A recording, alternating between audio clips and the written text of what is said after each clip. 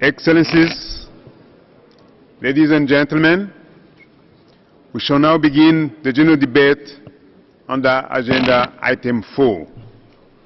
I would like to remind you that the speaking time limits will be 2 minutes and 30 seconds for states members of the Council and 1 minute and a half for all observers of the Council. The list of speakers will close in 15 minutes. We'll begin with the list of member states of the Council, and I give the floor to the distinguished representative of Pakistan on behalf of the Organization of Islamic Cooperation. You have the floor. President, the OIC wishes to bring to the attention of the Council the human rights situations of serious concern for the group, many of which have already been highlighted by our group in our statements in the general debates of Agenda Items 2 and 3. The OIC wishes to reiterate its serious concerns on the rising intolerance against migrants and minorities fed by racism and populism practiced by mainstream political parties. In many societies, it takes the form of a dreadful anti-Islamic sentiment, manifesting itself in the form of hate speech, attacks on women wearing the hijab, murder of Muslims by religious extremists such as cow vigilantes for simply eating or carrying meat.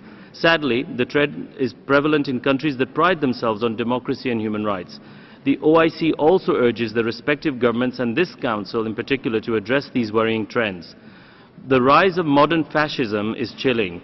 Whilst every country has the sovereign right to make its own laws, a pattern of systematic identification and demonization of Muslims has been underway for many years, ranging from the despicable practice of trying to hold provocative pork fests outside masjids to the expulsion of preachers. Individual events may not grab the headlines, but collectively they become a mosaic of hate, a hate of Muslims. This is unacceptable. The OIC believes in conversation and understanding and living in harmony with the concept of diversity of civilizations. Therefore, we urge that the anti-Islamic sentiments must be addressed as a cross-cutting theme with special emphasis on women and children's rights in all the thematic debates of the Council and the work of the OHCHR. The OIC remains deeply concerned by the practice of state-sponsored and state-sanctioned forcible expulsions and persecution of people for simply being Muslim. Today's world of identity politics has taken a dangerous and ominous swerve towards a systematic abuse of core human rights across the world. The Rohingyas, the Kashmiris, the Azerbaijani IDPs and the refugees, the tip of this mountain of sadness, are those who catch the global attention. Yet there are many more. Daily indignities, however small, remain indignities. The OIC believes that the HRC has rightly pointed out many of the abhorrent events. We urge it to maintain its security and perseverance. We are heartened that the High Commissioner for Human Rights has increasingly taken note of these trends and has spoken up for Muslims facing discrimination and persecution. I thank you, Mr. Vice President. I thank you. I give the floor to the distinguished representative of Venezuela on behalf of NAM. Gracias, presidente. Tengo el honor de hacer esta declaración en nombre del M-NOAL. El M-NOAL reafirma que la democracia, el desarrollo y el respeto de todos los derechos humanos y las libertades fundamentales son interdependientes y se refuerzan mutuamente. Reafirmamos que las cuestiones de derechos humanos deben abordarse en el contexto mundial mediante un enfoque constructivo, no confrontativo, no politizado, no selectivo y basado en el diálogo, de manera justa y equitativa, con objetividad, respeto a la soberanía nacional, la integridad territorial y la no injerencia en los asuntos internos de los Estados, teniendo en cuenta las particularidades políticas, históricas, sociales, religiosas y culturales de cada país. Reiteramos la condena inequívoca del movimiento a la violación grave y sistemática de los derechos humanos y las libertades fundamentales y a las situaciones que constituyen obstáculos graves para su pleno disfrute. El M-NOAL subraya la necesidad de preservar los avances positivos logrados desde la creación del Consejo en el contexto de sus trabajos, incluido su paquete de construcción institucional. El movimiento hace énfasis sobre el papel de este Consejo, responsable del examen de las situaciones de derechos humanos en todos los países, en el contexto del examen periódico universal, basado en la cooperación y en el diálogo constructivo. El movimiento expresa su profunda preocupación por la proliferación de la práctica de adopción selectiva de resoluciones específicas contra países en el Consejo, herramientas que explotan los derechos humanos con fines políticos y violan los principios de universalidad, objetividad y no selectividad al abordar cuestiones de derechos humanos. Esto socava la cooperación como principio esencial para promover y proteger de manera efectiva todos los derechos humanos universalmente reconocidos. El movimiento hace un llamado a todos los Estados miembros del Consejo para que promuevan la cooperación internacional y el diálogo constructivo y eviten la práctica de los dobles raseros, la selectividad y manipulación política que desacreditó a la extinta Comisión de Derechos Humanos. Muchas gracias, señor presidente. Thank you. I give the floor to the distinguished representative of Bulgaria on behalf of the European Union. I thank you, Mr. Vice President. I have the honor to speak on behalf of the European Union and its member states. The former Yugoslav Republic of Macedonia, Montenegro, Albania and Liechtenstein aligned themselves with this statement. With regard to the situation in Belarus, Myanmar, Eritrea, Syria and Burundi, we refer to our statements during the interactive dialogues. The EU continues to call the DPRK to end immediately human rights violations and hopes that the current dynamic on the Korean Peninsula will foster the conditions for progress on human rights. The EU urges China to release Gui Minhai and all detained human rights defenders and to thoroughly investigate reported cases of mistreatment and torture while in detention. The EU is concerned about the expansion of political re-education camps in Xinjiang. We urge Cambodia to release opposition leader Kem Sokha and to reinstate the main opposition party. The EU reiterates its concern on the human rights situation in the Philippines and the overdue process in the removal of Chief Justice Serrano. Regarding the occupied Palestinian territory, EU reiterates its serious concern over the use of excessive force during the protests at the Gaza fence, while acknowledging Israel's right to defend its legitimate security interests. We strongly encourage all parties to cooperate with the Human Rights Council Commission of Inquiry. The EU continues to call on Egypt to stop restricting space for civil society, including through arrests. While taking note of Egypt's positive engagement with UN special procedures, the EU encourages Egypt to shed light on any alleged case of enforced disappearances. In the Russian Federation, deeply concerning restrictions continue on the freedoms of association, assembly, expression and religion or belief, and the rights of persons belonging to minorities as well as LGBTI.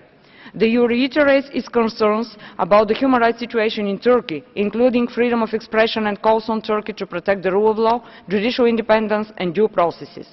On Venezuela, the recent presidential elections were not free, fair nor credible. The EU calls on the government to address all human rights violations, to alleviate the pressing humanitarian needs and to fully respect democratic principles. On Pakistan, the EU draws attention to the shrinking space for civil society and freedom of expression. We encourage continued efforts towards decreasing the use of death penalty and progress on its planned review. I thank you, Mr. Vice President. I thank you. I give the floor to Venezuela on behalf of a group of countries. Tengo el honor de hacer esta declaración en nombre de 14 países del grupo de ideas afines. Como principio básico, nuestros países reiteran la condena inequívoca a las violaciones graves y sistemáticas de los derechos humanos y las libertades fundamentales por parte de cualquier Estado y las situaciones que constituyan un serio obstáculo para su pleno disfrute. El grupo de países de ideas afines expresa su profunda preocupación por la continuación de la práctica discriminatoria de adopción selectiva de resoluciones específicas por país en el Consejo de Derechos Humanos. Creemos que esa política es una herramienta que abusa de los derechos humanos con fines políticos y viola los principios de universalidad, objetividad y no selectividad al abordar las cuestiones de derechos humanos. Expresamos nuestra preocupación por la proliferación de la práctica del naming and shaming contra algunos países con el objetivo de intervenir en los asuntos internos, violando flagrantemente los principios establecidos en la Carta de las Naciones Unidas. Nos preocupa la creciente politización en los debates bajo el tema 4 de la agenda del Consejo, que dista mucho de abordar situaciones de derechos humanos que requieren la atención del Consejo y, en algunos casos, buscan socavar la soberanía de los Estados. Hacemos hincapié en la importancia del examen periódico universal como el mecanismo fundamental de las Naciones Unidas para abordar las situaciones de derechos humanos en todos los Estados miembros de las Naciones Unidas sobre la base de la cooperación y el diálogo constructivo. Hacemos un llamado a los Estados miembros del Consejo y al Alto Comisionado para los Derechos Humanos a continuar su cooperación constructiva y al diálogo con los gobiernos sobre la base de las prioridades nacionales y los mecanismos nacionales e internacionales pertinentes establecidos y acordados por los gobiernos, evitando que se produzcan prácticas de dobles raseros, selectividad y manipulación política en los trabajos del Consejo de Derechos Humanos. Muchas gracias, señor presidente. Thank you. I give the floor to the distinguished representative of Belgium. Merci, Monsieur le Président. Mon pays s'associe à la déclaration de l'Union européenne. La Belgique s'exprime sur la situation en Syrie, au Burundi, au Myanmar, en Biélorussie et en Érythrée dans les dialogues interactifs afférents. Mon pays déplore les exécutions extrajudiciaires de milliers de suspects, dont des mineurs, dans le cadre de la lutte contre la drogue aux Philippines, en violation des obligations internationales. Nous appelons les autorités à sauvegarder l'indépendance de la justice, à revoir la décision de retrait du statut de Rome et à coopérer avec les procédures spéciales et tous leurs mandataires. La répression brutale, avec pour séquelles de nombreux morts, blessés et disparus, l'intimidation de manifestants pacifiques ainsi que les autres atteintes à la liberté d'expression et de réunion au Nicaragua nous inquiètent vivement. Nous appelons tous les protagonistes à respecter les engagements pris lors du dialogue national. La Belgique s'inquiète de la situation des droits de l'homme dans le contexte préélectoral au Cambodge et aux Maldives.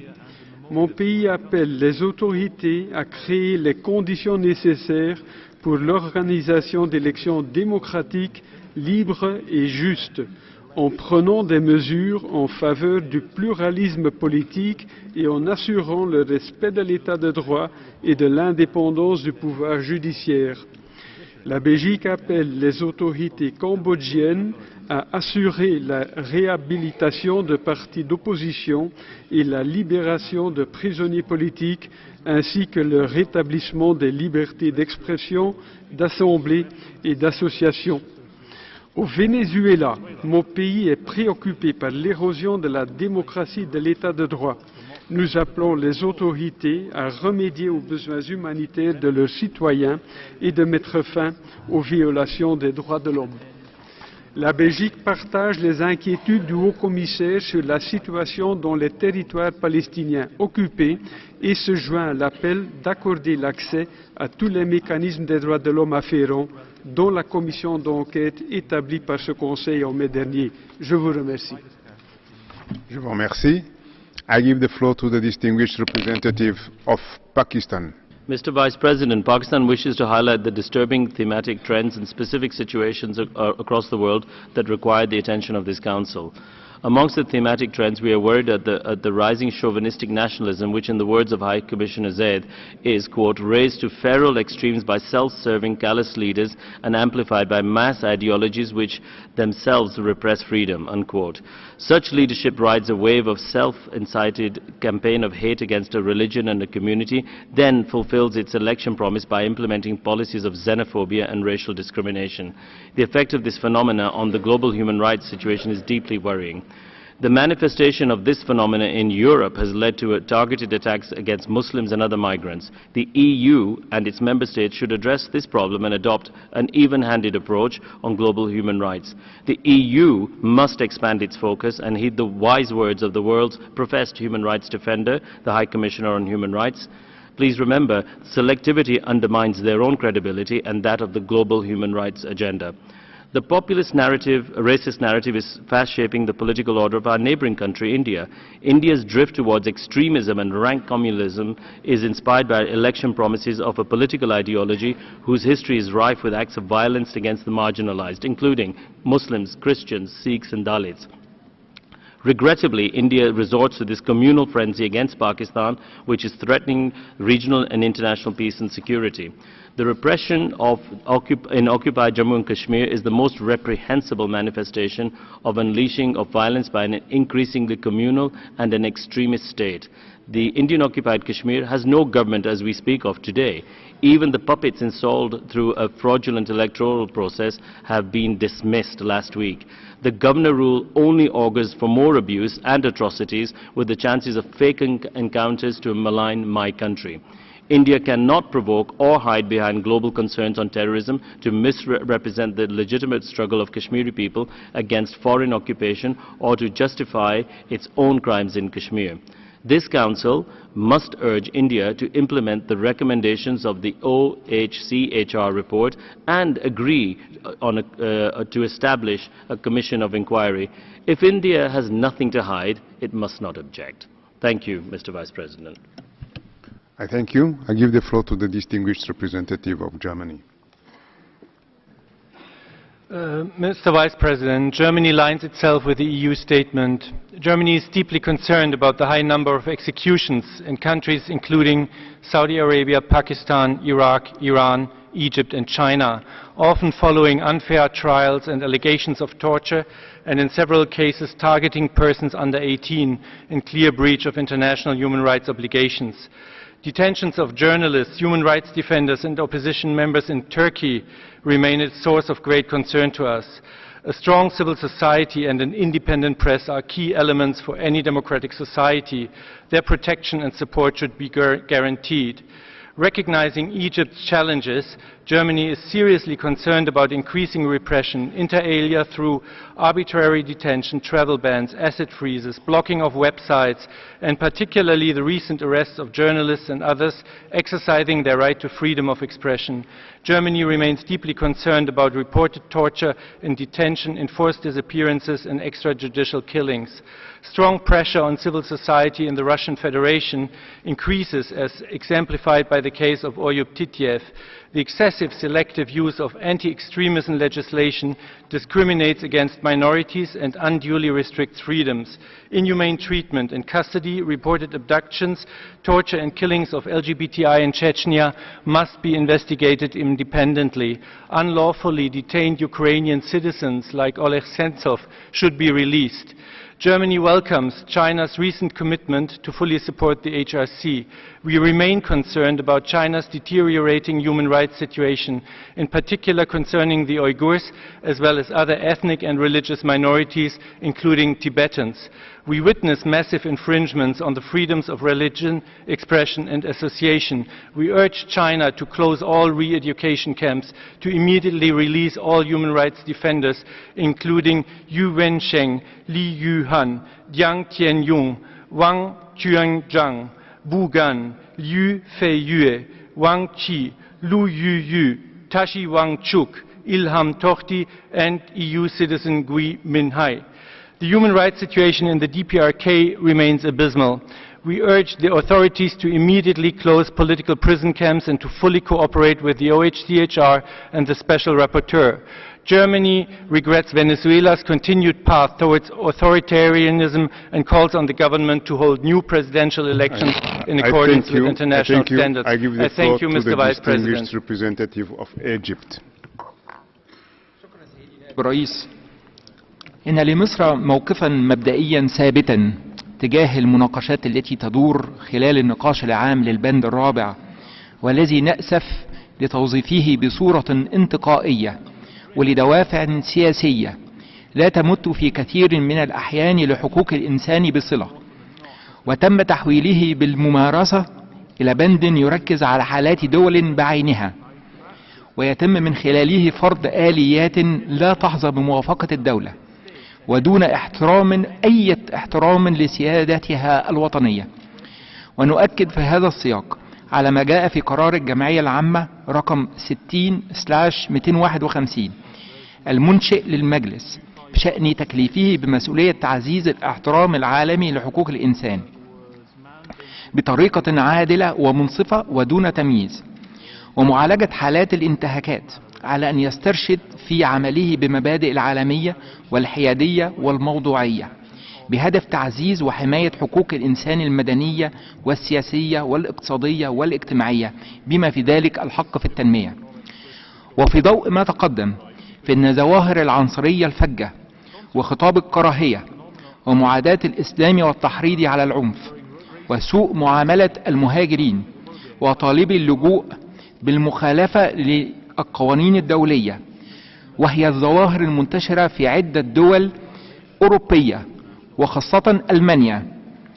كل هذه الظواهر تؤثر على حقوق الإنسان لقطاع عريض من البشر، ويتعين أن يوليها المجلس الاهتمام الكافي وأن يتابع عن قرب التقدم في التعامل معها لضمان تمتع الجميع بحقوقهم التي كفلتها لهم المواثيق الدولية. وشكرا سيدي نائب الرئيس.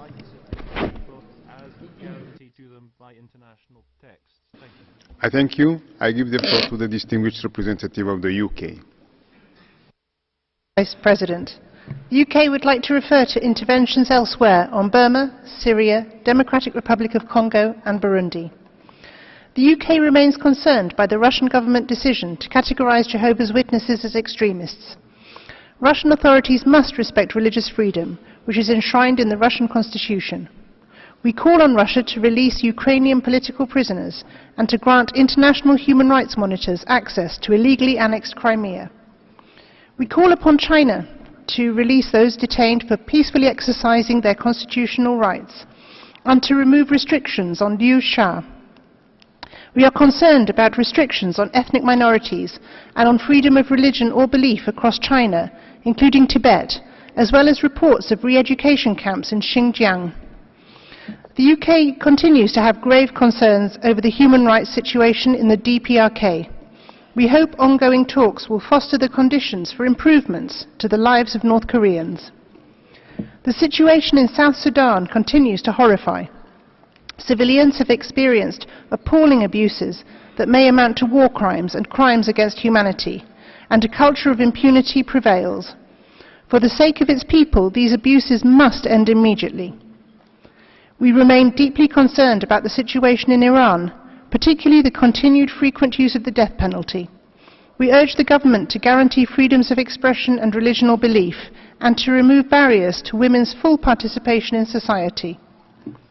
The UK is concerned about constraints on democratic space in Egypt, including arrests and convictions of political leaders, activists and journalists. We urge the Egyptian government to protect and promote the right to political participation, peaceful opposition and open debate. In Sudan, the human rights situation remains concerning. We urge the government to afford greater rights to all, including increased freedom of expression, the press and religion or belief. We also encourage the government to ratify the CAT and CEDAW. Thank you. I thank you. I give the floor to the distinguished representative of Switzerland. Monsieur le Vice-président, la Suisse est préoccupée par les discriminations auxquelles font face les populations indigènes et d'ascendance africaine au Guatemala, en particulier les femmes et les filles. Nous appelons le gouvernement à protéger ces groupes ainsi que les défenseurs des droits de l'homme contre toute forme de discrimination. En Russie et en Crimée, annexée par la Russie depuis 2014, la Suisse s'inquiète des discriminations contre les minorités religieuses, ethniques et linguistiques. La Suisse rappelle aux autorités russes de respecter pleinement le droit à la liberté de pensée, de conscience et de religion. La Suisse a pris connaissance avec grande inquiétude des rapports fiables concernant le recours généralisé à l'établissement de camps de rééducation dans la province chinoise du Xinjiang, où sont placés en détention extrajudiciaire principalement des membres de la communauté ouïghour. La Suisse appelle la Chine à garantir une procédure équitable aux personnes internées. Elle lui demande également de garantir tous les droits fondamentaux aux minorités nationales sans distinction et de ne pas prendre de mesures discriminatoires à leur encontre. Finalement, la Suisse est préoccupée par les violations du droit international humanitaire ainsi que les violations et les abus des droits de l'homme par toutes les parties au conflit dans l'est de l'Ukraine, au Sud-Soudan, en Syrie et au Yémen. La Suisse condamne toutes les attaques contre la population civile, y inclut les infrastructures hydrauliques et s'inquiète que l'accès à l'eau potable soit fortement restreint pour les populations affectées. La Suisse rappelle que ces attaques constituent non seulement une violation du droit international humanitaire, mais également des droits de l'homme à l'eau et à l'assainissement. La Suisse appelle toutes les parties au conflit à respecter pleinement leurs obligations internationales. Je vous remercie pour votre attention. Je vous remercie. I wish to announce that the list of speakers is now closed and we proceed with the distinguished representative of Japan. Thank you, Mr. Vice President. Japan has already stated its position on the human rights situation in Syria and Myanmar during the respective interactive dialogues. With regard to North Korea, it was of a great significance that the abduction issue was raised at the U.S.-North Korea summit. Japan continues to call upon all UN member states to pay careful attention to the views of the international community expressed in a series of relevant resolutions and take concrete actions.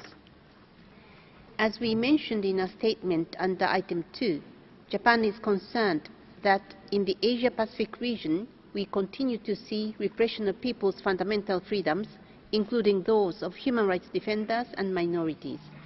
We will continue to engage with other countries concerned and work tirelessly for the protection and promotion of human rights in our region and elsewhere in the world.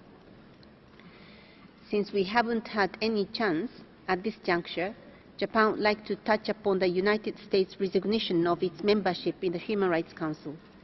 The United States stated that it will continue to lead in this field as a champion of human rights. As we continue to witness serious human rights situation in many parts of the world, we believe that the United States can indeed play a significant role in the field of human rights and expect the United States to continue to show leadership for the protection and promotion of human rights in the international area. I thank you, Mr. Vice President. I thank you. I give the floor to the distinguished representative of Spain. Señor Vicepresidente, España se alinea con la declaración de la Unión Europea. Nos hemos referido a la situación de los derechos humanos en Siria, Burundi, Eritrea y Myanmar en los respectivos diálogos interactivos. España está preocupada por el deterioro de la situación de seguridad en Sudán del Sur, que obstaculiza el acceso humanitario a 7 millones de personas. Condenamos las violaciones de derechos humanos cometidas por todas las partes en conflicto, incluyendo abusos sexuales y violaciones que se producen en un ambiente de total impunidad. Instamos al Gobierno a tomar todas las medidas necesarias para proteger a la población civil, garantizando sus derechos. La situación en Yemen ha empeorado con la intensificación de las operaciones militares de la coalición liderada por Arabia Saudí en Hodeida, con un grave impacto sobre la población civil.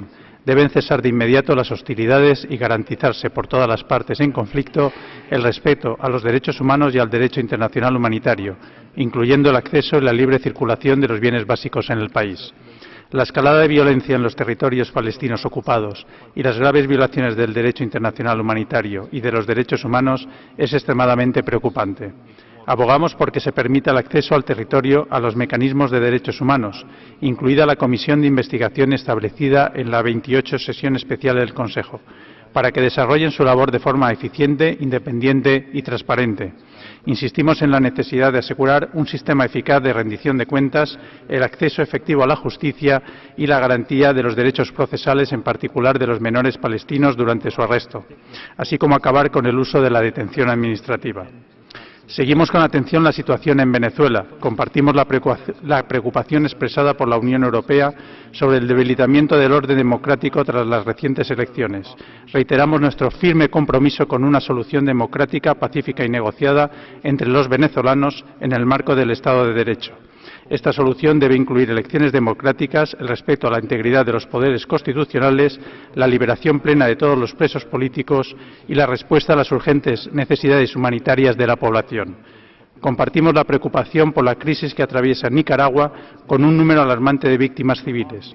España llama al cese definitivo de la violencia y a la búsqueda de una salida sobre la base de un diálogo nacional pacífico, constructivo, inclusivo y efectivo, para lo que ofrecemos toda nuestra colaboración. Muchas gracias. Thank you. I give the floor to the distinguished representative of the Republic of Korea.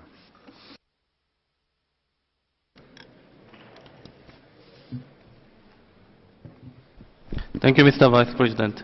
We express our concern over the human rights violation in Syria, which was recently identified by the Independent International Commission of Inquiry.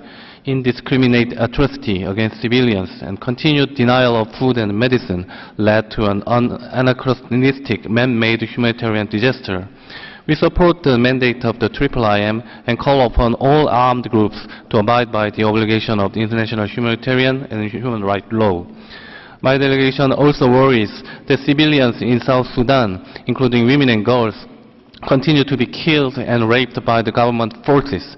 We urge the government of South Sudan to put an immediate end to human rights abuses and to ensure full access of the OHCHR and UNMISS.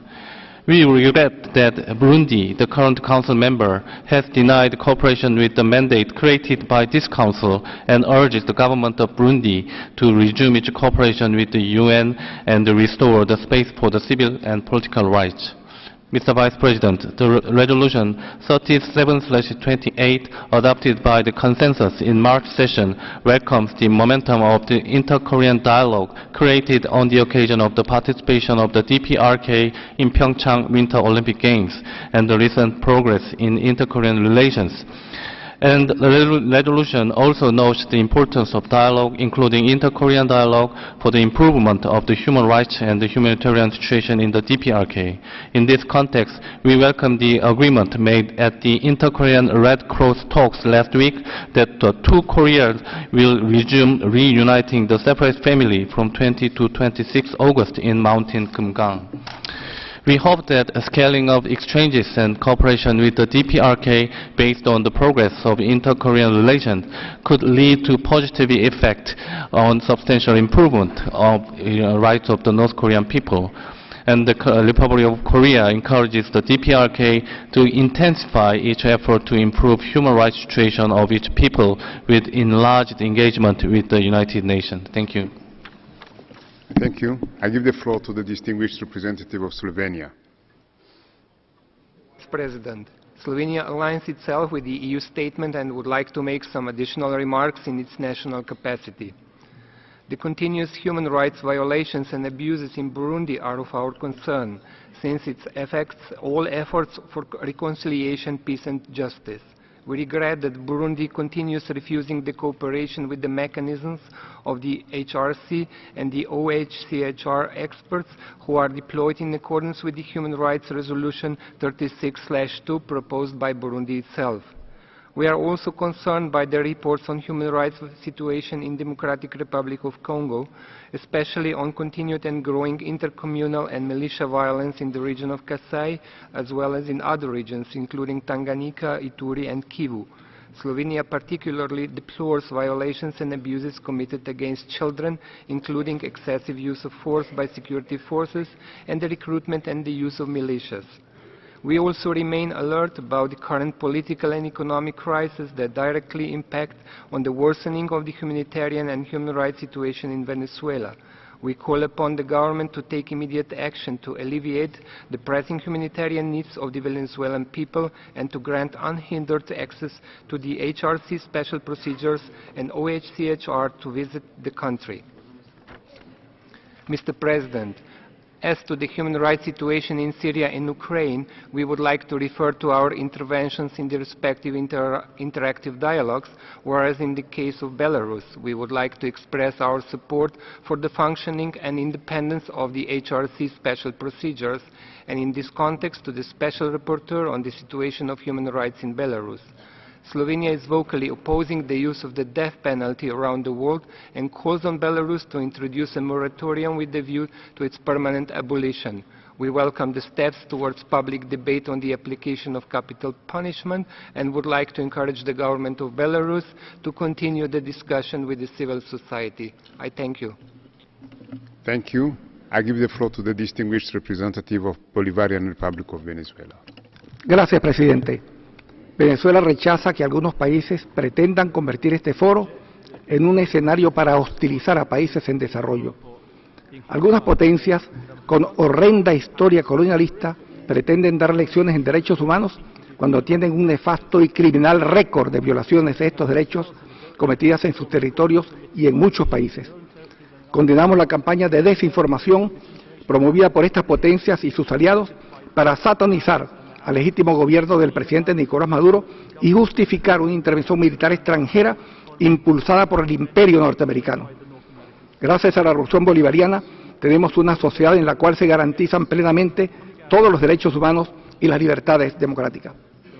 La mejor demostración de que en Venezuela hay elecciones libres y democráticas ha sido la celebración en los últimos 8 meses de 3 procesos electorales nacionales con la participación de millones de electores que ejercieron su derecho al sufragio universal, directo y secreto. El gobierno del presidente Maduro, dada su naturaleza humanista, seguirá impulsando el diálogo con todos los sectores democráticos de la vida nacional. Las relaciones entre los Estados tienen que estar basadas en los principios del respeto mutuo, la no injerencia en los asuntos internos y el respeto a la soberanía y a la libre autodeterminación de los pueblos consagrados en la Carta de la ONU. Este Consejo pierde credibilidad cuando sus principales pilares, que son el diálogo genuino y la cooperación, se ven socavados por la odiosa práctica de hostilizar a países en desarrollo. Señor Presidente, reafirmamos la absoluta solidaridad del gobierno del presidente Nicolás Maduro y del pueblo venezolano con el gobierno del presidente de Nicaragua, Daniel Ortega, y su heroico pueblo. Denunciamos la perversa campaña política y mediática foránea que tiene peones internos que pretende destruir los logros alcanzados en el marco de la revolución sandinista.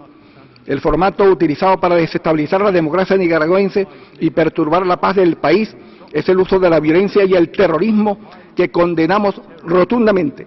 Rechazamos que se pretenda utilizar el tema de los derechos humanos para agredir a Nicaragua. Llamamos a los pueblos y a los gobiernos del mundo a rechazar la violencia y el terrorismo en Nicaragua y a apoyar el diálogo inclusivo que promueve el gobierno sandinista. Muchas gracias, señor presidente. Thank you. I give the floor to the distinguished representative of Cuba.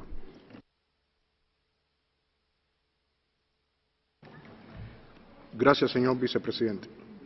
El rechazo a la manipulación y el doble rasero en el tratamiento de los derechos humanos, a la politización y a la selectividad debe ser una prioridad para todos. De no serlo, el Consejo de Derechos Humanos seguirá los pasos de su desacreditada predecesora. Lamentablemente, eso no es lo que está sucediendo. Se continúa utilizando este debate para que determinados países, pretendiendo erigirse como paradigmas de promoción y protección de los derechos humanos, critiquen a países del sur, omitiendo sus propias y serias violaciones de derechos humanos. No se habla del aumento a niveles preocupantes de la xenofobia, el racismo y la intolerancia en esos países que rechazan reconocer el derecho al desarrollo como un derecho humano básico. El diálogo y la cooperación, que forman parte de los objetivos por los que creamos el Consejo de Derechos Humanos, se han dejado de lado y se ha privilegiado la confrontación, la politización, la selectividad y los dobles raseros.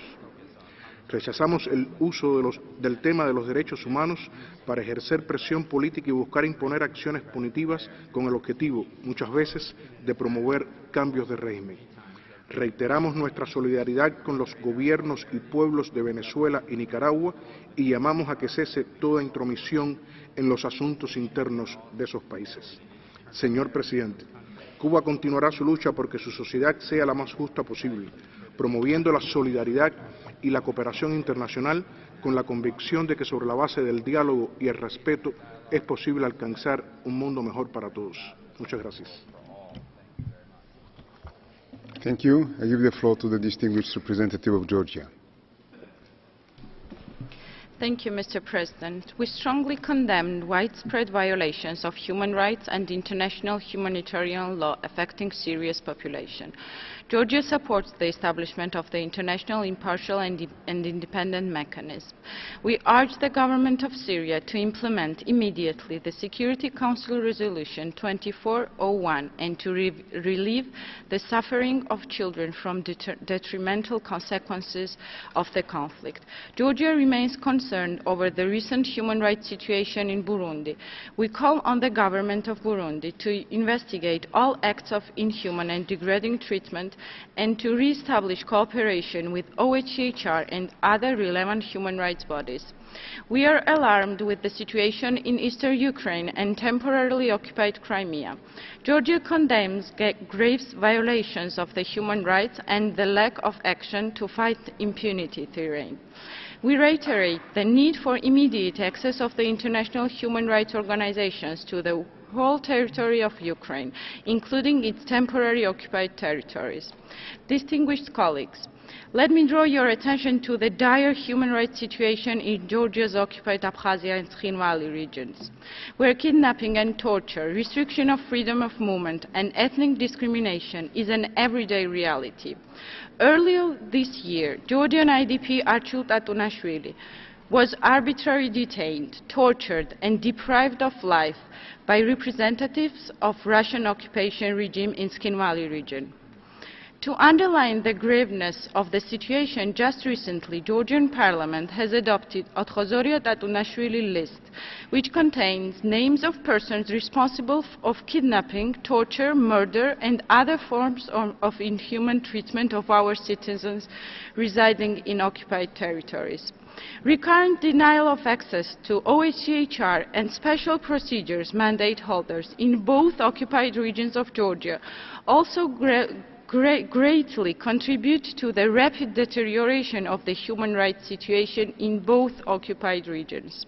In this regard, the Russian Federation, which exercises effective control in both occupied regions, must take all appropriate measures to put an end to the gross violations of human rights therein.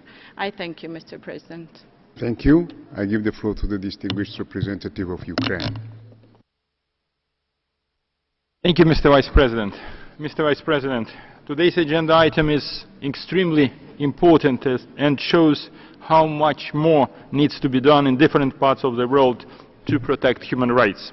Against this backdrop, we would like to draw special attention to the Russian Federation, which neglects the UN Charter, General Assembly resolutions, and even ICJ's orders, and has committed grave human rights violations in the occupied territories, both in Ukraine and Georgia.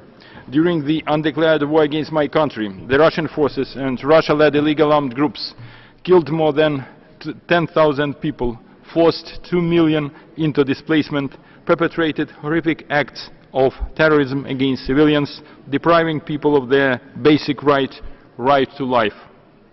This August we will commemorate the sad anniversary of the Ilovaisk tragedy. There, in 2014, the Russian military cynically shot at point-blank range and the encircled Ukrainian troops while crossing the so-called Green Corridor, despite the assurances by Russia that they would be able to leave this corridor safely. In the illegally occupied Crimea, Russia maintains a policy of racial discrimination and cultural erasure directed against those ethnic communities who dared to oppose the peninsula's occupation. Russia applies there not only its law, but also totalitarian methods it practices at home. Just like last month's brutal attacks by the Kremlin regime's Cossacks paramilitary units and police against Russian peaceful protesters in Moscow and other cities across Russia. Some 70 Ukrainian citizens are currently in Russian captivity as hostages on politically motivated charges. Let me once again draw attention to the fate of the Ukrainian filmmaker Alexei Sob, who is on a hunger strike since May 14th, demanding to release the Ukrainian political prisoners held by Russia. It is critical to make sure that the situation of occupation and glaring human rights violations in Russia-occupied territories do not escape the constant attention of the international community. We firmly believe that the issue of the Russian Federation should be on the agenda item 4 of the HIC. I thank you. I thank you. I give the floor to the distinguished representative of Australia. Australia calls on all states considered under item 4 to commit to realising the human rights of their people, thereby safeguarding global stability and security. Australia remains deeply concerned about continued human rights violations and abuses, the use of chemical weapons and denial of humanitarian access to the areas of need in Syria. The focus needs to be on reaching a political solution to end armed conflict that disproportionately affects civilians. The human rights situation in the Democratic People's Republic of Korea remains grave. We call on the DPRK government to address human rights violations reported by the Commission of Inquiry in 2014 to demonstrate its prioritisation of the welfare of its population. Australia is deeply troubled by the escalating crisis in Venezuela and the breakdown of democratic institutions. We condemn the widespread violation of human rights, including allegations of torture and crackdowns on political dissent. We, like others, do not recognise the outcome of the illegitimate May elections. We are gravely concerned by the ongoing human rights crisis and political situation in the Democratic Republic of the Congo.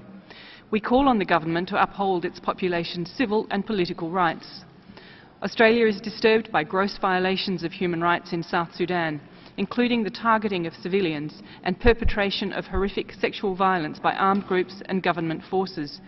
Impunity amongst political and military leaders cannot be tolerated. Australia remains deeply concerned about the human rights situation in Yemen.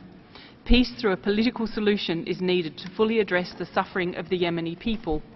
Australia emphasises the need for parties to the conflict to respect international humanitarian law, minimise civilian hardship and facilitate humanitarian access. Australia will deliver separate statements during item 4 consideration of Belarus, Burundi, Eritrea, Myanmar and Syria. Thank you, Mr. Vice President. Thank you.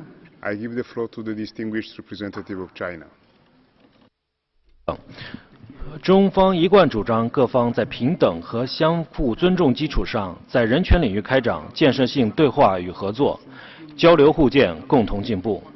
为此，中方倡议并推动人权理事会第37届会议通过在人权领域促进合作共赢决议。中国坚持以人民为中心的发展思想，人权事业取得了举世瞩目成就，这是任何不带偏见的人都承认的事实。令人遗憾的是，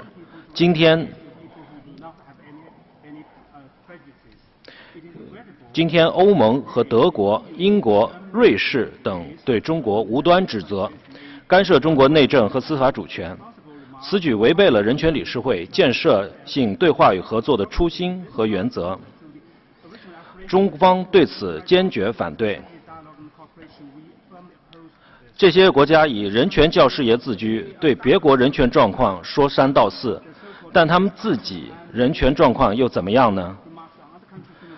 欧盟许多国家在接受难民方面相互推诿，种族歧视和排外现象日益严重，针对难移民和宗教少数群体的仇恨犯罪上升，部分政治人物的种族主义言论未受到有效管控。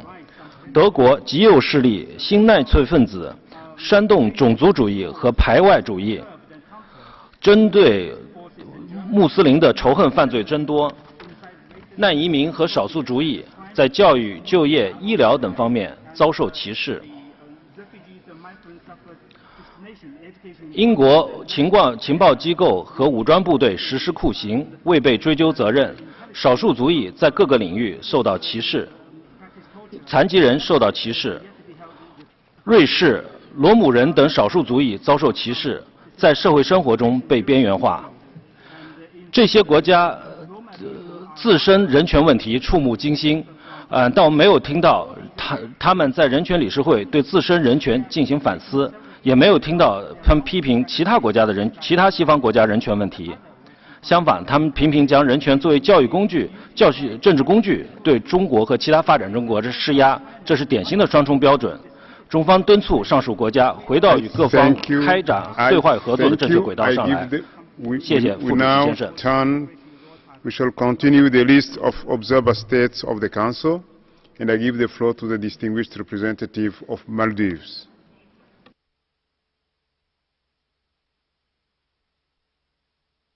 Mr. Vice President, the Maldives expressed its gratitude to the OHCHR and Special Procedures Mandate holders for their remarkable work and for the reports shared under this agenda item. Mr. Vice President, when sitting in this Council, the migrant and refugee crisis facing the world today evokes a sense of collective shame. Too many who are desperate, destitute and yet determined, fleeing from difficult situations to more promising places to earn a dignified life, are losing their lives in the process.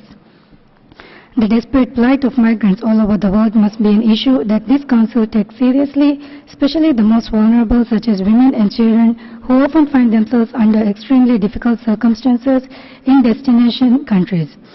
The Maldives has long argued racism, racial discrimination, xenophobia and related intolerances. The two major issues which we believe that request the Council's full attention are the issue of Palestine and the situation of Myanmar. We must also collectively work towards ending the de facto system of apartheid in the state of Palestine, where it has become entrenched since generations past. Finally, we must take strong action in Syria, where violence and hatred may taint generations to come. Thank you, Mr. Vice President. Thank you. I give the floor to the distinguished representative of France. Monsieur le Président, la France s'associe à la déclaration de l'Union européenne. Force est de constater que dans un certain nombre de pays, la situation ne s'est pas améliorée. La France pense au conflit en Syrie, où le décompte macabre continue. Le régime et ses soutiens poursuivent une campagne brutale de soumission des populations qui échappent à leur contrôle et cherchent à altérer les équilibres démographiques. La menace représentée par Daesh et Al-Qaïda n'a pas disparu. Seule une solution politique fondée sur une transition crédible, telle que prévue par la résolution 2254 du CSNU, peut ramener une paix durable. Nous devons aussi lutter contre l'impunité, notamment face à l'emploi d'armes chimiques. Au Yémen, les hostilités se sont intensifiées, notamment à Hodeïda. Nous appelons toutes les parties à respecter l'impératif de protection des civils et à assurer l'accès complet, inconditionnel et sans entrave de l'aide humanitaire aux populations dans le besoin. Nous appelons la Corée du Nord ou encore l'Érythrée à préserver la dignité de la personne humaine. Nous appelons à la fin de la répression, du harcèlement et des arrestations arbitraires en Russie, au Bahreïn, au Venezuela, en Iran, aux Philippines, au Nicaragua, en Tunisie et dans les autres États où les voix indépendantes, notamment celles des défenseurs des droits, sont menacées. C'est aussi le cas en Chine. Nous appelons les autorités à faire toute la lumière sur les camps au Xinjiang. Comme nous nous sommes tous engagés avec la DUDH, nous devons respecter nos engagements en faveur de la liberté d'expression, d'association et de manifestation pacifique. Nous réitérons notre appel à l'Égypte à poursuivre la lutte contre le terrorisme dans le respect des droits de l'homme. Aucun impératif de sécurité ne saurait justifier la répression de la presse et de la société civile. Je vous remercie. Merci. Je donne la parole. I give the floor to the distinguished representative of the Czech Republic. Thank you, Vice President. The Czech Republic aligns itself with the EU statement. We note with grave concern that several recent elections were marred by irregularities, repressions, and attacks on media freedom. Perhaps most flagrantly in Venezuela, with widespread persecution of opposition, or in Russia, with the arrest of participants of recent post-election protests throughout the country. We also call on Russia to release all political prisoners, including Ukrainians Oleg Sentsov and Alexander Kolchenko. As regards the situation in China, we refer to the EU statement. We are alarmed by the outbursts of violence in Nicaragua and by reports of more than 100 killings during the recent protests. We urge the government to investigate all human rights violations and grant the OHCHR immediate access. We are concerned about violence during the run-up to the constitutional referendum in Burundi, and we urge the government to ensure peace, security and functioning democracy. In the Philippines, we continue to be appalled by the death toll of the so-called war against drugs, and we regret that the country's decision to withdraw from the ICC. We remain concerned by the widespread human rights violations in DPRK, and in the context of current dynamics, we call on the government to engage substantively with the international community on human rights. And finally, we call on the parties of the conflict in Libya to stop attacking hospitals and other media facilities. We further call on the government of national accord to address these acts of violence and ensure accountability for all of them. I thank you. Thank you. I give the floor to the distinguished representative of Canada. Vice-président, Canada is deeply troubled by attacks on internet freedom, the increase in state-sponsored network shutdowns, arbitrary and unlawful hacking of private information, and the use of digital communication technologies to discredit, harass, and intimidate human rights defenders and other members of civil society. Websites that promote, discuss, or simply report on the work of human rights defenders continue to be the target of censorship and arbitrary blockings. Women human rights defenders are especially at risk. Indeed, Canada chose a related theme for its annual resolution on VAW this year, eliminating violence against women and girls in digital contexts. In Russia, numerous laws have tightened an already highly restrictive framework for freedom of expression and internet freedom. Examples include amendments that allow for blocking access to online resources of NGOs designated as undesirable, and the decision to block access to Telegram messaging under anti-extremist legislation. During the protests that took place in Iran in 2017 and January 2018, authorities blocked internet access on mobile networks, and in some regions, internet access was shut down altogether. Canada remains concerned by continued reports of the use of online harassment by Iranian authorities, including against female journalists. International human rights law requires national authorities to respect freedom of expression, and the internet must be kept free, open, and secure for all. Thank you. Thank you. I give the floor to the distinguished representative of Iceland. Iceland is deeply concerned over reports from Venezuela that government security forces have been carrying out unjustified killings without any apparent consequences. For any society to function so as to benefit its citizens, the rule of law must be respected and human rights upheld. We call on the authorities in Venezuela to immediately heed the High Commissioner's call to accept a visit from special procedure mandate holders. In Saudi Arabia, we welcome recent steps to increase the ability of women to enjoy their human rights, with women now being allowed to drive. However, many further steps need to be taken, in our opinion, to increase the respect for women's rights and support gender equality. We are furthermore worried over media reports of a rise in number of executions and imprisonment of dissenters.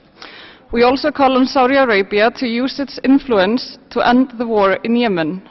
Turning to the situation in Syria, we call on the government and other parties to end its violations and abuses committed during the current war, which has decimated the country. I thank you. I thank you. I give the floor to the distinguished representative of Finland. Mr. Vice President, Finland fully aligns itself with the EU statement addressing human rights situations in the DPRK, China, Cambodia, the Philippines, the occupied Palestinian territory, Egypt, the Russian Federation, the illegally annexed Crimea, Turkey, Venezuela, and Pakistan. This year, we celebrate the 70th anniversary of the Universal Declaration of Human Rights and the 20th anniversary of the Human Rights Defenders Declaration. Both are landmark instruments that all UN member states have committed themselves to. Although a great deal has been achieved in terms of human rights promotion and protection, much remains to be done. For instance, free thinking and speech are not universally delivered. Human rights defenders and others who wish to freely express themselves continue to be widely subjected to restrictions and reprisals in many parts of the world, including the aforementioned countries and regions. In this bilateral dialogue, as well as in multilateral fora, Finland will continue to emphasize the importance of the possibility and the right of civil society representatives, including human rights defenders and journalists, media workers, as well as bloggers, to freely express themselves in accordance with the human rights law. Free thinking and speech is an asset, a source of innovation and creativity. I thank you. Thank you. I give the floor to the distinguished representative of Norway. Vice President, members of the Human Rights Council have chosen to take responsibility for the protection and promotion of human rights. They should uphold the highest standards in the promotion and protection of human rights. Council members must ensure freedom of expression and respect the freedom of religion and belief. Norway expects all Council members to be champions for gender equality and women's rights. Council members should lead by example by suspending executions and abolish death penalty. Regrettably, during Venezuela and Burundi's tenure in the Human Rights Council, we have witnessed a severe and deteriorating human rights situation in both countries. Regarding Venezuela, we call on the Maduro government to restore the powers of the National Assembly, release all political prisoners, and immediately provide free access for international humanitarian aid. We reiterate the need to solve the political crisis through dialogue. Burundi has denied access by the International Commission of Inquiry set up in 2016, and the government continues to restrict civic space. We encourage Burundi to re-engage with international human rights bodies and respect fundamental rights. Saudi Arabia and Egypt are also members of the Council, but the situation for their human rights defenders, as well as the human rights situation for lawyers, writers and journalists, is of continued concern. This is also the case for women in Saudi Arabia. We urge Saudi Arabia and Egypt to create safe and enabling environments for human rights defenders and allow civil society and the media to operate freely. All states, but particularly those members of this Council and aspiring future members, should acknowledge an important legitimate role of journalists and human rights defenders in promotion of human rights, democracy and the rule of law. I thank you. I give the floor to the distinguished representative of Denmark. Mr. Vice President, Denmark aligns itself with the EU statement. We remain concerned with the shrinking space for civil society and human rights defenders both in Israel and in the OPT. We urge all duty bearers to ensure their unhindered work. The Syrian regime continued deliberate targeting of civilians and civilian infrastructure, as well as the continued use of chemical weapons, is utterly deplorable. These acts constitute severe breaches of international humanitarian law and may well amount to war crimes. We reiterate our call for the release of all arbitrarily detained persons in Bahrain, including the Danish Bahraini citizen Mr. Al-Khawaja, a victim of torture who needs treatment and rehabilitation. We remain concerned by the human rights violations in Iran. We do, however, note the significant decrease in narcotics-related executions through the amended anti-narcotics law. We continue to call on Egypt to ensure the respect for fundamental rights enshrined in the Constitution, including respecting the rights to freedom of opinion and expression. We call upon the government of DPRK to immediately stop the grave human rights violation and to fully implement the recommendations of the resolutions adopted of HRC and UNGA. Impunity must end for all human rights violations in Myanmar, not least in Rakhine State. We welcome the government's announcement to establish a COI, which should operate in line with international principles. The man-made humanitarian catastrophe in South Sudan must come to an end. We call upon political actors in and around South Sudan to pursue a truly inclusive political solution. Denmark remains deeply concerned by the worsening human rights situation in eastern Ukraine and illegally annexed Crimea. Human rights actors and monitors should be granted free access and humanitarian access ensured. I thank you, Mr. President. Iran.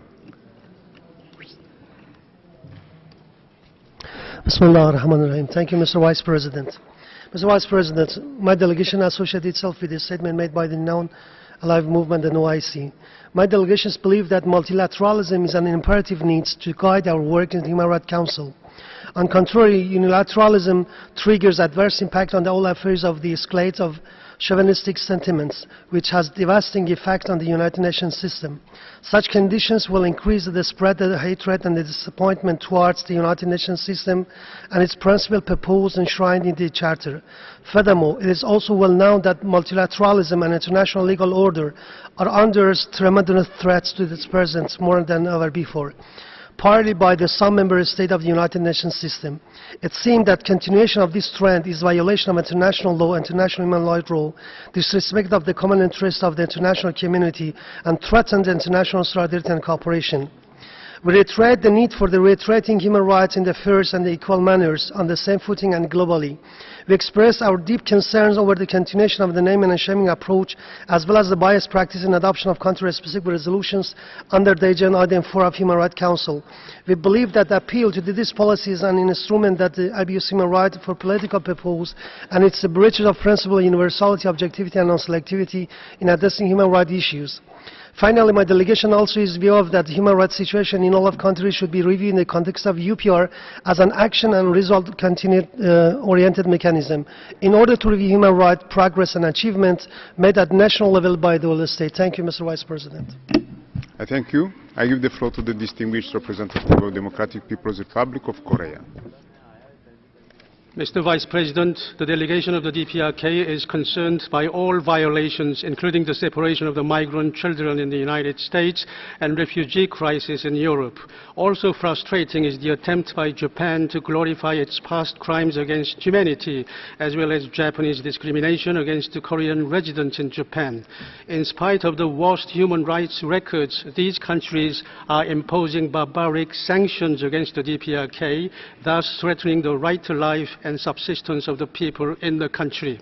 Given the inhumane nature of the separation of the children from the parents, and in light of prevailing situation on the Korean Peninsula, the 12 DPRK women who were abducted by former corrupt regime in South Korea must be returned back home, along with another DPRK woman, Kim Yeon-hui, so that they can reunite with their beloved families. And in this context, the OHCHR and this Council must fulfill their due responsibilities. Finally, Mr. Vice President, we categorically reject all ill-minded and politically motivated allegations of certain countries, including Japan, the United Kingdom, and Germany. I thank you, Mr. Vice President. Thank you. I give the floor to the distinguished representative of the Russian Federation. Господин вице-председатель, перечень страновых сюжетов, находящихся в поле зрения Совета, подтверждает сохранение географического дисбаланса в повестке дня СПЧ. Список штрафников в правозащитной сфере практически не меняется. Причем инициаторами соответствующих резолюций являются государства, которые далеко не всегда могут быть примером соблюдения прав и свобод человека. Признаки явного политического заказа в формировании страновой повестки дня проявляются и в игнорировании из года в год СПЧ серьезных правозащитных проблем в целом ряде государств. Так, до сих пор нет результатов расследования громкого скандала Телфордской сети педофилов в Великобритании. Судя по всему, не понесли наказания и высокопоставленные британские чиновники, виновные в принудительной депортации иммигрантов из бывших британских колоний в Карибском бассейне, Африке и Южной Азии. Замалчивается информация о дискриминации в отношении футболистов. Число таких проявлений в прошлом году выросло на 53%, причем половину из них составляли оскорбления на расовой почве. Тревожит избыточное применение спецсредств сотрудниками правоохранительных органов во Франции, Бельгии и Германии. Правозащитники отмечают многочисленные случаи жестокого обращения во Франции с задержанными и подследственными, иногда с летальным исходом. Нет подвижек в расследовании случаев сексуальных надругательств над детьми, которые предположительно были совершены французскими военнослужащими во время операции «Сангарис». В Евросоюзе зашкаливает уровень этнической и религиозной нетерпимости, мигрантофобии и ксенофобии. Страусиная политика Евросоюза в отношении дискриминационной политики прибалтийских стран привела к дальнейшему разгулу национализма, сужению образовательного и информационного пространства для нацменьшинств, борьбе с памятниками, преследованию инакомыслия не только в Прибалтике, но и в Польше, и особенно на Украине. Кстати, на днях Киев запретил въезд в страну на 5 лет еще 2 журналистам российских информагентств. Подобные действия заслуживают самого решительного осуждения. Благодарю за внимание.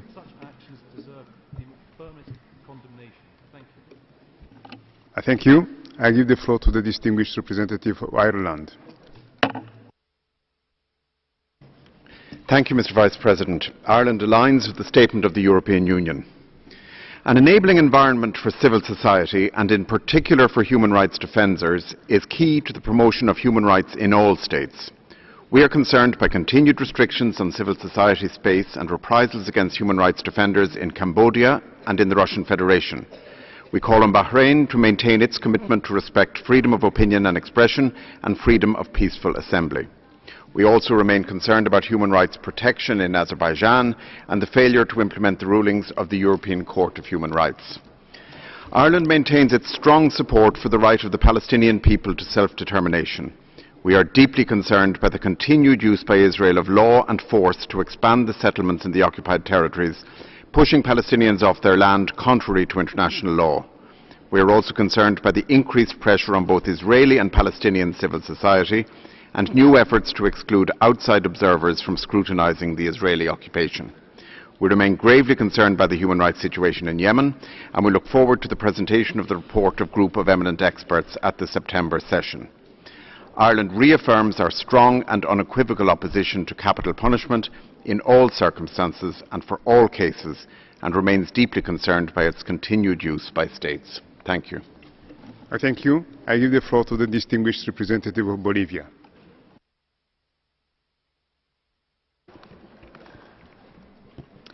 Jayaya, hermano presidente, hacemos nuestra la intervención leída a nombre del Grupo de Países de Pensamiento Afín.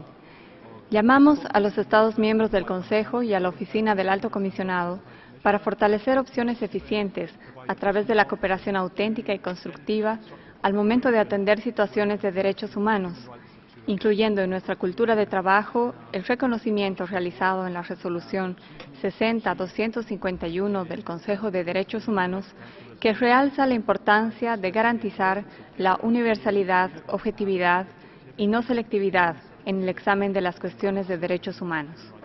Al mismo tiempo, acudimos a la Carta de Naciones Unidas, que inspira a tomar decisiones que fortalezcan el sistema universal de derechos humanos, fomentando las relaciones de amistad basadas en el respeto al principio de la igualdad de derechos y de la libre determinación de los pueblos.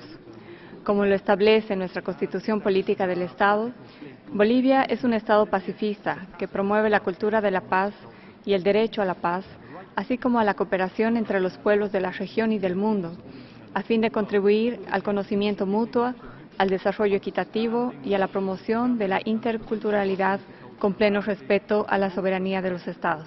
Gracias, señor presidente. Thank you. I give the floor to the distinguished representative of Eritrea.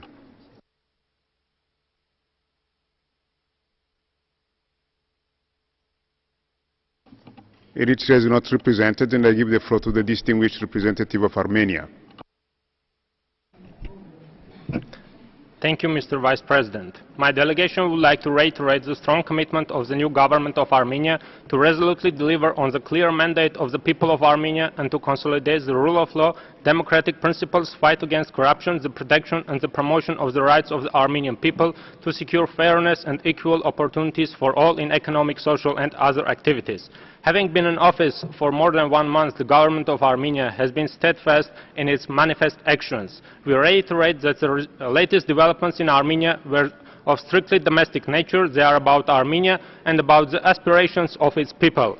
In our foreign policy priorities, Armenia pursues continuity, predictability and reinforced engagement with all its partners on the basis of sovereign equality and in consolidation of our efforts to promote the interests of Armenia and advance mutually beneficial cooperation and partnership. Sustainable peace remains a challenge to our region. The status and security of Nagorno-Karabakh are the overarching priorities of Armenia. We are committed to the exclusively peaceful settlement of the Nagorno-Karabakh conflict within the internationally agreed format of the OSCE Minsk Group co-chairmanship. In conclusion, Mr. Vice President, Armenia is willing and ready to assume greater engagement with the UN and its member states toward transforming our common area into a secure, stable and prosperous neighborhood. I thank you, Mr. Vice President. I thank you. I give the floor to the distinguished representative of the Netherlands. Thank you, Mr. President. The Netherlands would like to align itself with the EU statement. With regard to the situation in Syria, Myanmar and Eritrea, we would like to refer to our statements during the respective interactive dialogues. The Netherlands is gravely concerned about the human rights situations in Burundi. As a member of this Council, Burundi should set an example by cooperating with the Council's mechanisms, by implementing resolutions and granting the Commission of Inquiry full access. The Netherlands is also appalled by the grave human rights violations and atrocities committed by all parties to the conflict in South Sudan. Deliberate attacks on civilian settlements and widespread sexual and gender-based violence have traumatized the nation and signify a grave lack of respect for international humanitarian law and human rights. Conflict-induced displacement and the deliberate obstruction of humanitarian aid have caused millions of South Sudanese to suffer from man-made hunger. To end these atrocities and hold perpetrators accountable, the Netherlands calls on the government of South Sudan to cooperate fully with the African Union in the establishment of transitional justice mechanisms, including the hybrid court. Finally, the Netherlands is also very concerned about the human rights situations in Cameroon. The recent UN report speaks of excessive use of force, arbitrary arrests and the killing of members of security and defense forces, civilians and local authorities. We call on all parties to comply with their obligations under international law and to engage in a dialogue to ease prevailing tensions. Thank you. I thank you. We shall now take a very short break before we turn to the list of speakers of NGOs. I thank you.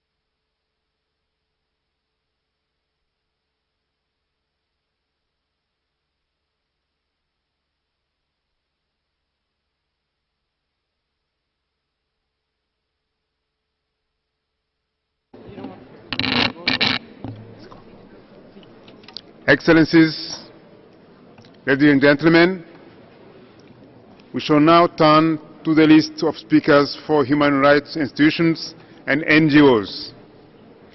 I give the floor to the representative of the Commission for Human Rights of Nicaragua.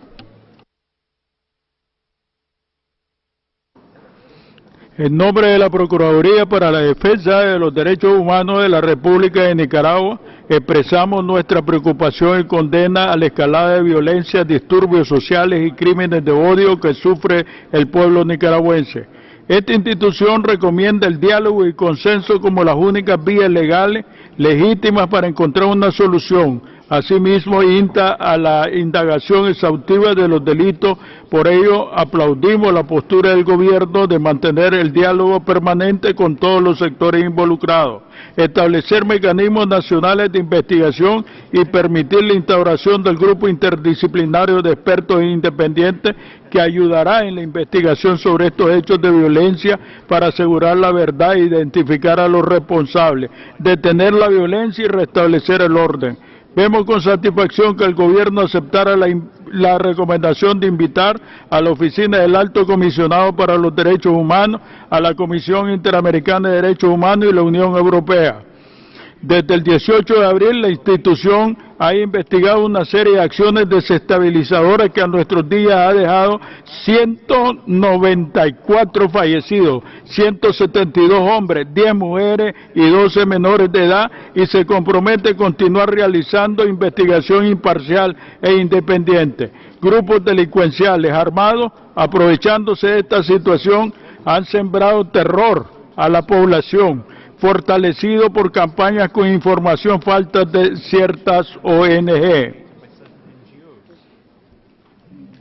I thank you. I give the floor to the distinguished representative of Baha'i International Community. Vice President, today we're speaking about two countries whose citizens face human rights violation on a daily basis, Iran and Yemen. Amidst this ongoing suffering in both countries, the Baha'is also face relentless persecution solely for their beliefs.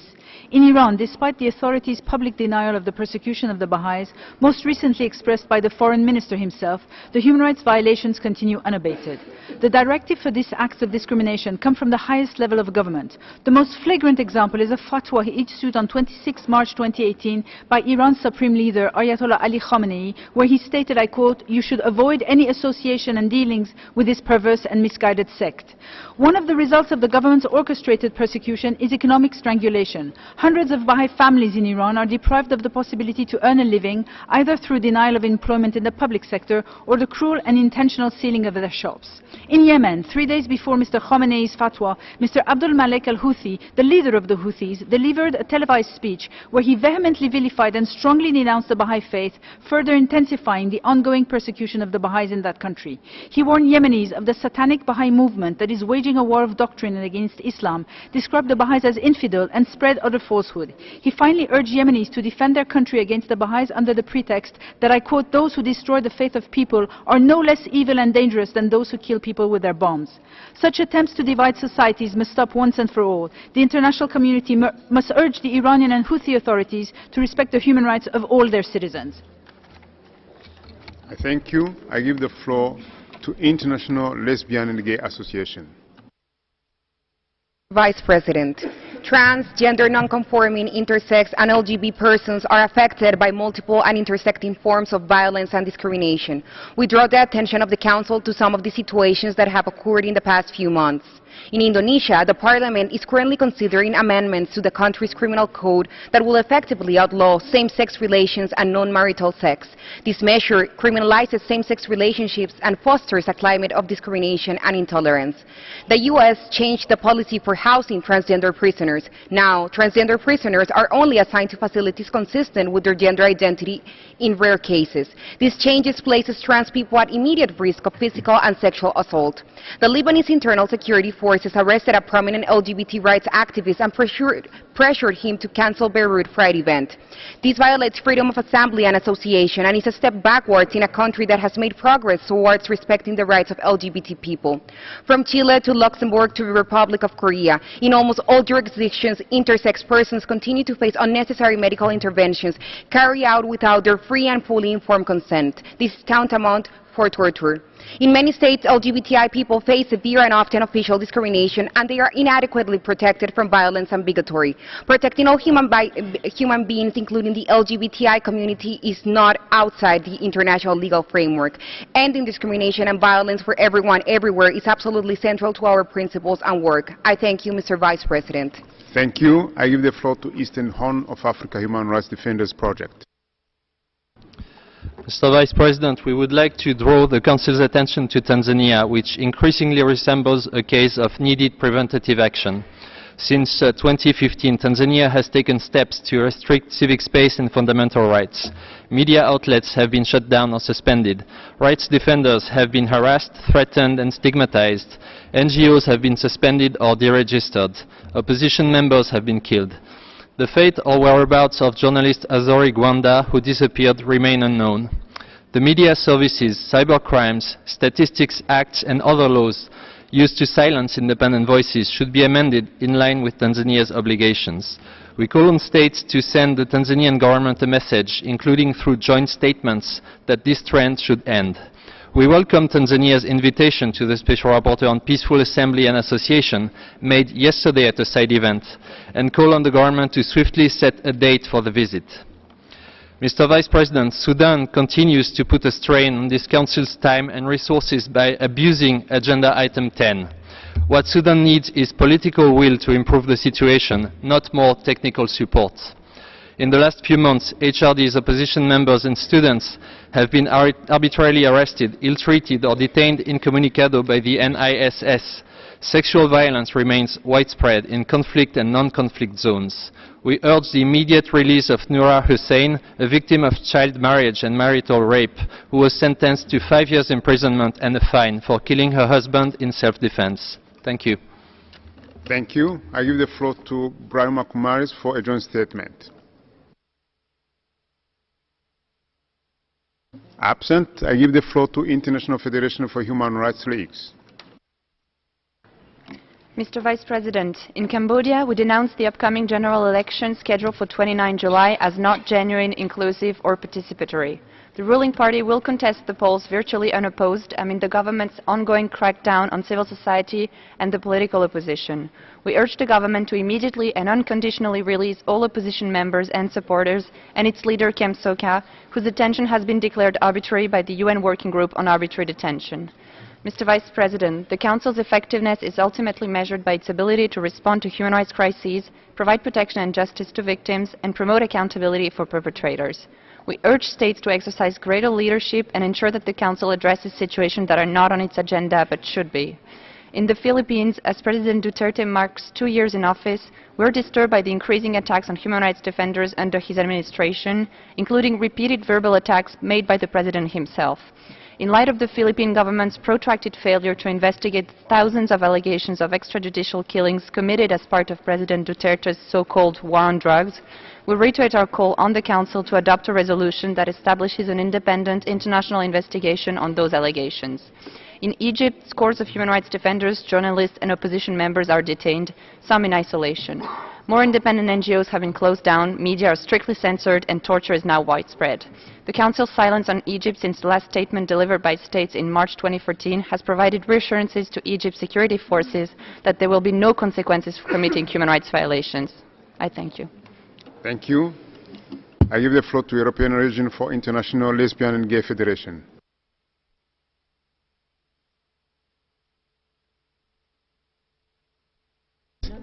Thank you, Mr. Vice President. Across Europe, we have seen a transgression with regards to the human rights of lesbian, gay, bisexual, transgender and intersex persons in recent months. We take this time to bring examples of human rights violations to the attention of the Council. In 14 European states, there is a requirement of sterilization in order for trans persons to access legal gender recognition. The European Court of Human Rights issued a binding ruling that such requirements are a violation of international human rights law. Coerced or forced sterilization is an egregious abuse of the autonomy, bodily integrity and self-determination of trans persons. Yet, despite the ruling, this continues to be a reality, even in newly introduced procedures passed last week in Serbia. We urge all jurisdictions to repeal such requirements and provide compensation to those that have been affected by them. In the United Kingdom, the government continues to deny same-sex marriage in Northern Ireland, despite the fact that marriage equality is legal in the rest of the Union. The right to family life is universal and must be enjoyed by all individuals. In Ukraine, the police failed to remove a group of radical nationalists who violently disrupted an LGBTI-focused event hosted by Amnesty International in Kiev. In Turkey, a court upheld the indiscriminate ban on LGBTI events issued in the Ankara governorship last year. It is paramount that perpetrators of hate speech and hate crime do not enjoy impunity and are held accountable for their actions by state officials, and that the freedom of assembly of LGBTI people is upheld. We remind the Council that in almost every country in Europe, intersex persons continue to undergo necessary medical interventions. Thank you, Mr. Vice President. Conseil international pour le soutien à des procès équitables et aux droits de l'homme.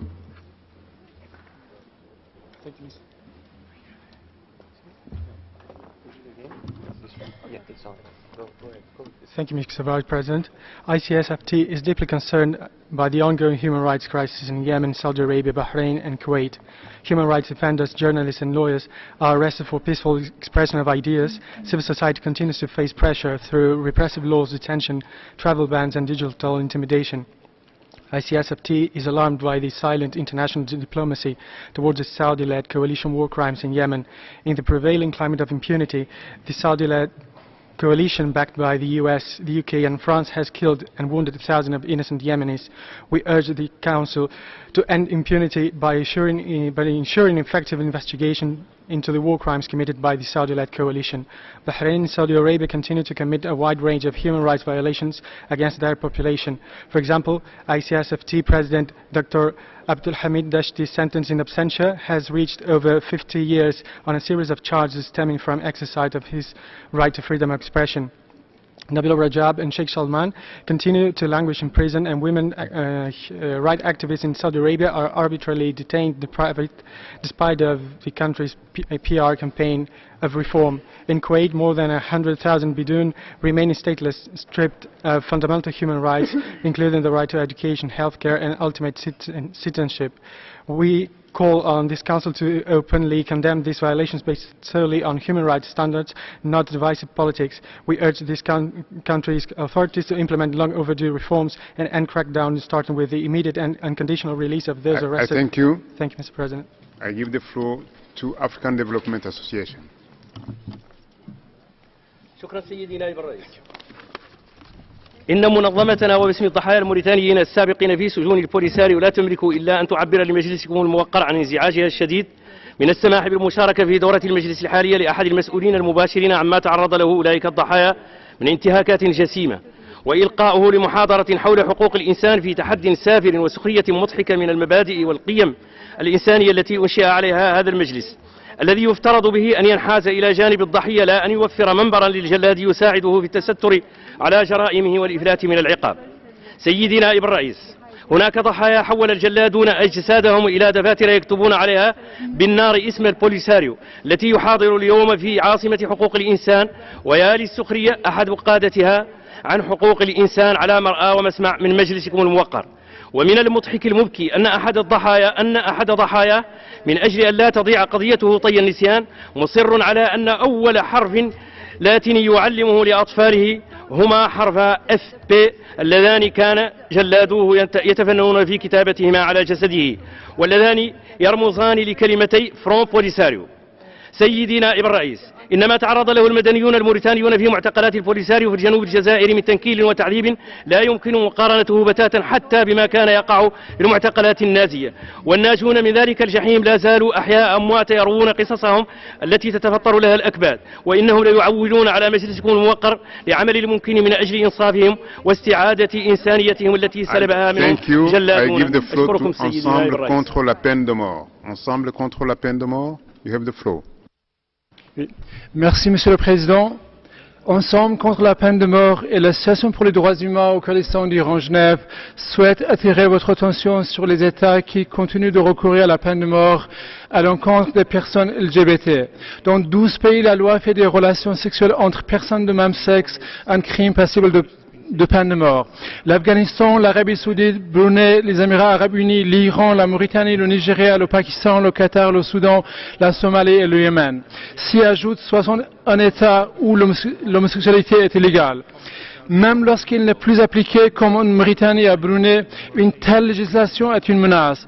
De plus, il est impossible de comptabiliser le nombre de condamnations et d'exécutions sur ce chef d'inculpation tabou, notamment en Iran, en Arabie Saoudite et au Pakistan, qui sont parmi les pays qui exécutent le plus au monde. La situation des LGBT est particulièrement préoccupante en Iran, où les exécutions camouflées sous d'autres chefs d'inculpation sont très nombreuses. Nous attirons donc votre attention sur ces 12 pays où l'homophobie d'État y est traduite dans la loi comme un crime sanctionné de la peine capitale, bafouant les droits à la vie, à la liberté sexuelle et à l'intimité qui sont inhérents à tout être humain. Nous réaffirmons ainsi que la peine de mort est non seulement injuste, cruelle, inhumaine, dégradante, raciste et économiquement discriminante, mais qu'elle est aussi homophobe. Je vous remercie. Merci. I give the floor to Indian Movement to Paj Amaru.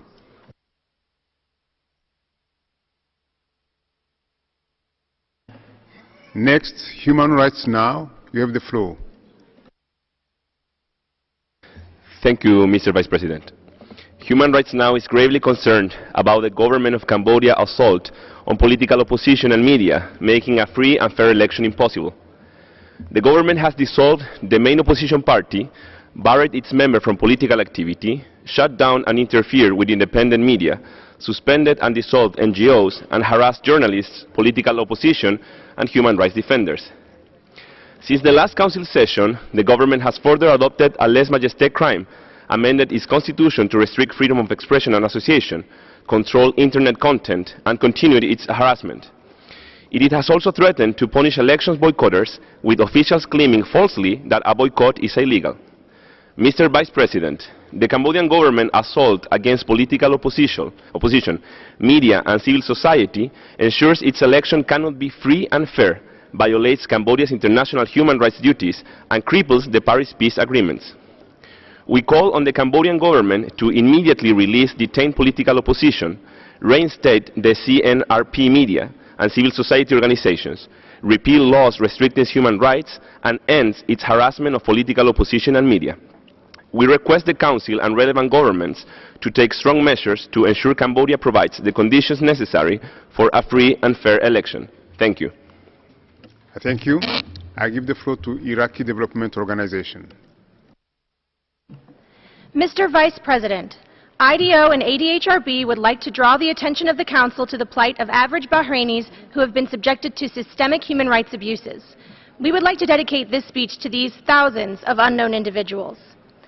Based on our documentation of hundreds of cases, average Bahrainis like Syed Kadhim Ali, Syed Ahmed Al-Abar, Fatima Dawood, and Zakia Al-Barburi begin with a warrantless arrest, followed by a disappearance ranging from a few days to several months, without formal charges against them. Bahraini officials subject them to torture to coerce a confession that is used in the trial against them, subject them to an unfair trial in which the detainee may not have access to legal counsel, sentence them, including up to life imprisonment and the death penalty, and strip their nationality. They are either sent to the women's prison at Isa Town or Jau prison, where the administration denies them access to health care and medication. These abuses are not reserved for violent criminals. Rather, they occur on a widespread and systematic basis. Bahrain continues to hide behind the guise of counterterrorism to violate the basic human rights of its citizens and to take the silence of the international community as tacit approval for their actions. We call on the Human Rights Council and its members to hold the Bahraini government accountable for these abuses and to end the culture of impunity in Bahrain. Thank you. Thank you. I give the floor to Americans for Democracy and Human Rights in Bahrain.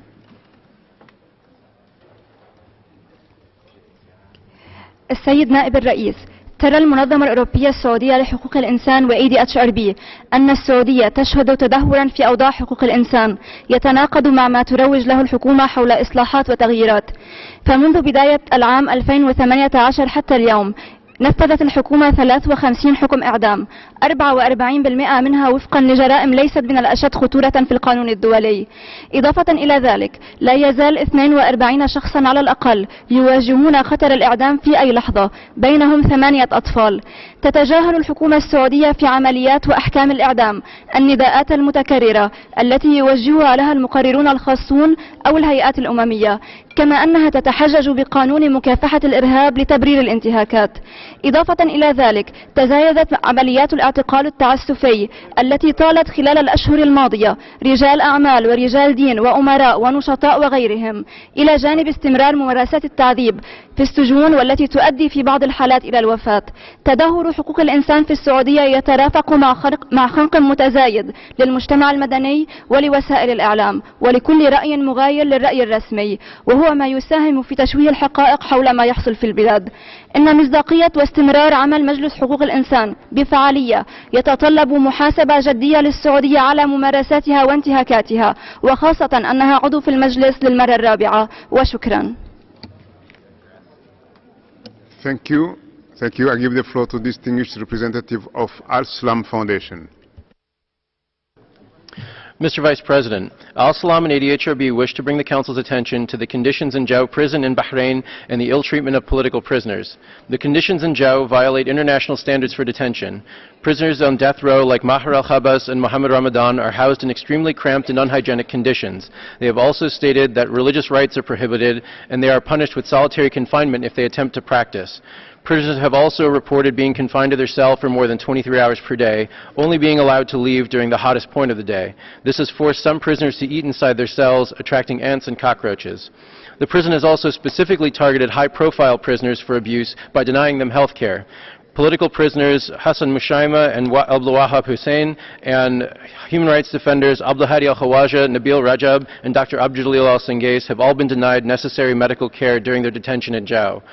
The administration also provides insufficient, poor-quality drinking water, reportedly giving prisoners water in emptied bottles of bleach, and reportedly the prison deprived Nabil Rajab and his cellmates of drinking water for over 36 hours until another detainee lost consciousness. Nabil has also had all personal items confiscated, including books and writing materials, after a recent European Parliament resolution cited his case. We therefore call upon the Council to address these violations and call on Bahrain to release all political prisoners and to uphold its international obligations to the rights of prisoners. Thank you. Thank you. I give the floor to Imader. I give the floor to Press Emblem Campaign. Monsieur le Président, au moins 56 journalistes et travailleurs des médias ont été tués du 1er janvier au 25 juin cette année dans 22 pays, contre 50 pour la même période de l'an dernier. Presse Emblème Campagne veut alerter le Conseil des droits de l'homme sur 3 situations particulièrement dramatiques, actuellement les plus graves pour la sécurité des journalistes. En Afghanistan, 11 journalistes ont été tués depuis janvier, ce qui en fait le pays le plus dangereux pour les médias cette année. Les menaces contre les médias se poursuivent et l'insécurité réduit fortement la liberté d'expression dans ce pays. Au Mexique, la situation est très inquiétante. 7 journalistes ont été tués depuis le début de l'année. L'an dernier, le Mexique avait déjà connu un triste record avec 14 journalistes assassinés. L'impunité est quasi totale et nombre de journalistes doivent quitter le pays ou s'autocensurer. Au Yémen, 5 journalistes ont été tués depuis janvier. La guerre continue de faire de nombreuses victimes dans l'indifférence quasi générale. La difficulté de rendre compte du conflit accroît les problèmes d'acheminement de l'aide humanitaire et multiplie les violations des droits de l'homme dans une totale impunité. Le Conseil des droits de l'homme, ce Conseil a déjà adopté depuis 2012 3 résolutions sur la sécurité des journalistes.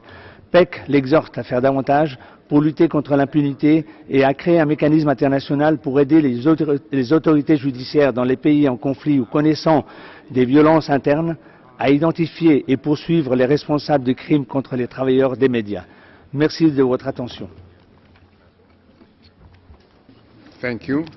I give the floor to Conectas Derechos Humanos. Thank you, Mr. Vice President. Conectas, in partnership with Redes da Maré, wants to bring this Council's attention to an appalling episode occurred a week ago that resulted in several violations. A joint operation gathering the civil police and the armed forces took place at Favela da Maré, a poor community in Rio de Janeiro with 140,000 inhabitants.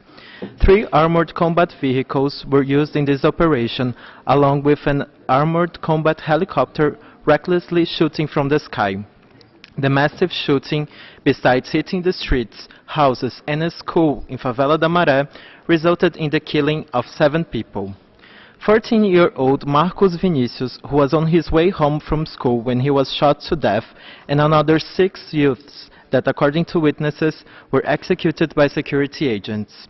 3 of them had their bodies thrown from the 3rd floor of a building. Your Excellencies, This shameful operation reflects the current process of militarization in Brazil. We are experiencing a growing use of military forces in police duties. Between 2010 and 2017, 44 presidential decrees authorized the use of the armed forces in public security, 17 of them only in Rio de Janeiro. I state that since February is under an unconstitutional military federal intervention in its public security. I thank you. Thank you. I give the floor to Cairo Institute for Human Rights Studies. Thank you, Mr. President. After a farcical presidential election, Egypt has witnessed a wave of arrests, interrogations, and detentions of political opposition figures, human rights defenders, and journalists that, according to the OHCHR, indicate a significant escalation in the crackdown against the rights of freedom of expression, association, and assembly. On the 13th of May, Amal Fateh was detained on charges of joining a terrorist group. Her crime? She called for the end of sexual harassment. She's still in prison. On the 19th of May, Haitham Mohammadin, a labor rights activist, was arrested and sent into preventive detention by the Egypt government. He's still in prison. On the 24th of May, Wael Abbas, an acclaimed journalist, was detained for joining a terrorist group. His crime? Publishing videos of human rights violations. He's still in prison.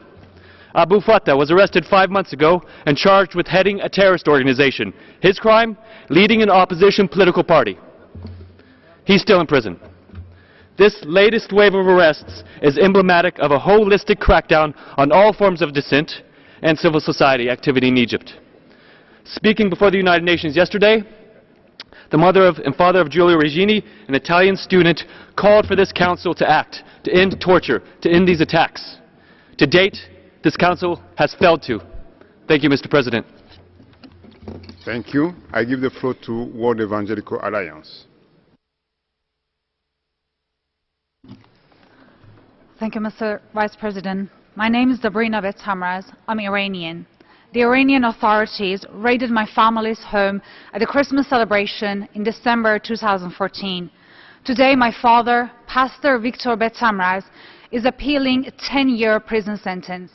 My brother had a court hearing on 18th of June at the Revolutionary Court in Tehran. My mother, Shamiram Isavi, is appealing a 5-year prison sentence. Why?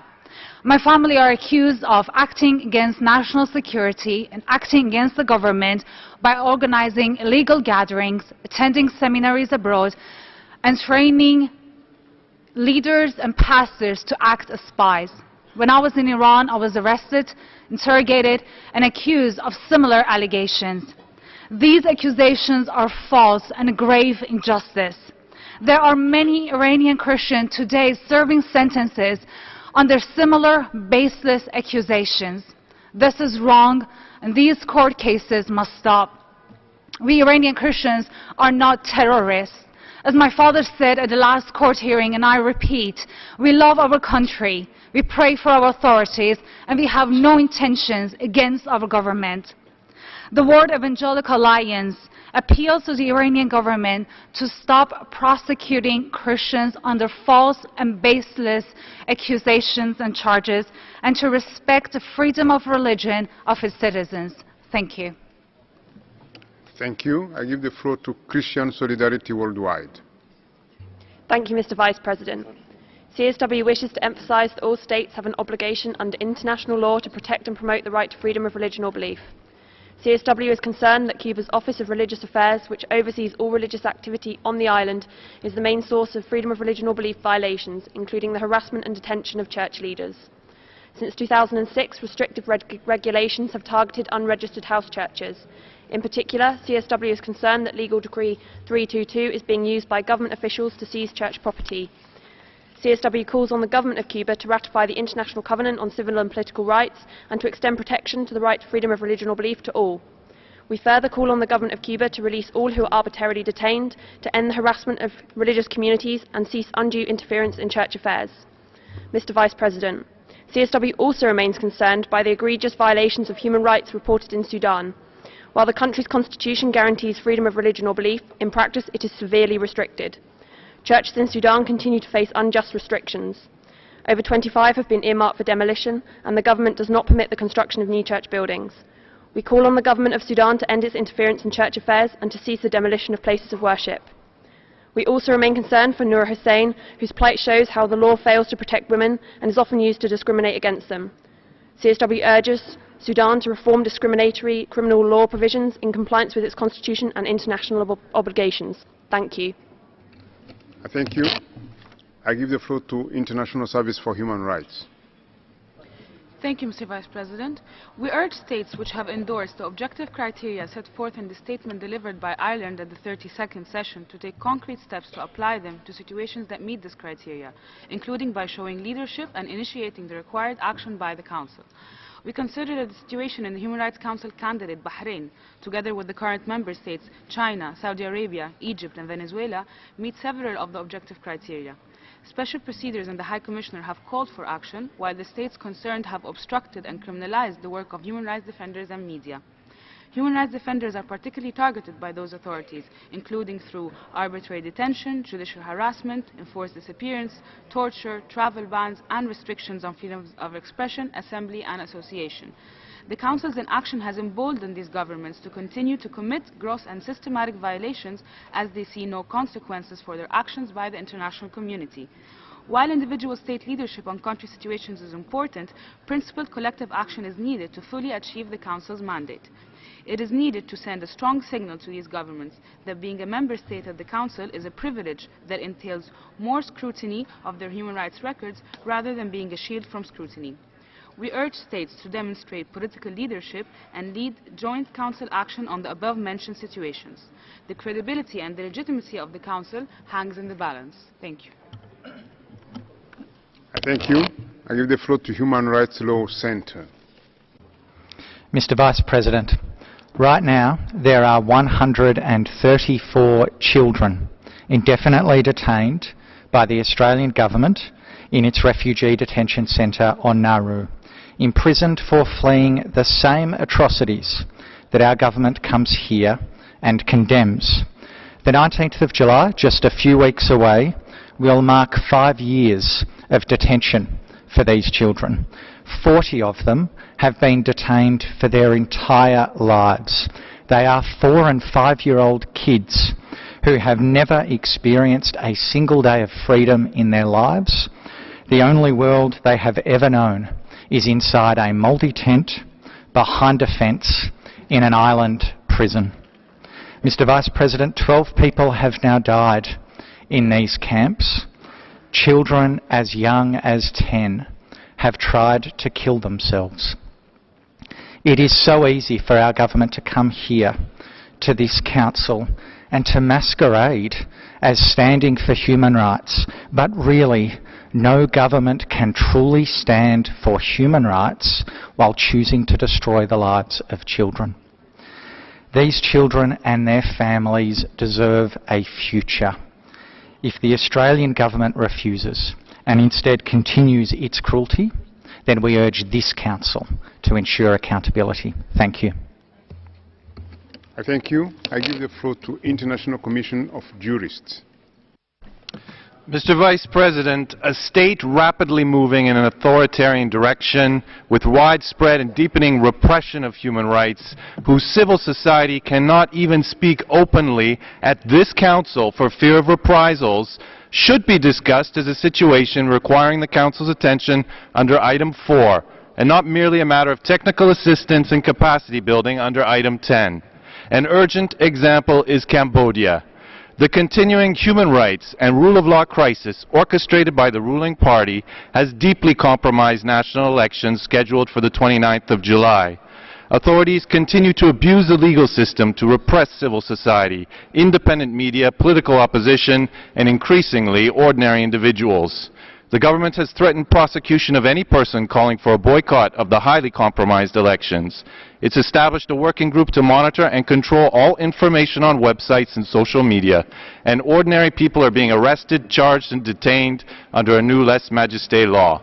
Repression of civil society and independent media continues, and judicial investigation of civil society members in criminal proceedings against detained opposition leader Kem Sokha also continue. The Council and its members must respond more effectively to the ongoing crisis in Cambodia, particularly in the few weeks remaining before the election. Thank you, Mr. Vice President. Thank you. I give the floor to Amnesty International. Mr. Vice President, Amnesty International remains deeply concerned that killings, many of which we believe to be unlawful, continue to be reported daily in the Philippines. Given the absence of independent, impartial and efficient investigations at the national level and the government's refusal to cooperate with the special procedures in the High Commissioner, Amnesty International urges this Council to mandate an independent investigation into extrajudicial executions and other human rights violations. Mr. Vice President, Amnesty International welcomes the recent OHCHR report on Venezuela and shares the High Commissioner's grave concern over the unprecedented human rights crisis unfolding in the country. We have documented a policy of repression that consists of arbitrary detentions, abusive and excessive use of force, and a wide range of other serious human rights violations.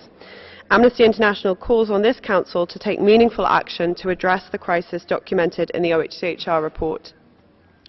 Mr. Vice President, the attack on civil society, human rights defenders and independent journalism continues in Bahrain, Egypt, Russia and Turkey.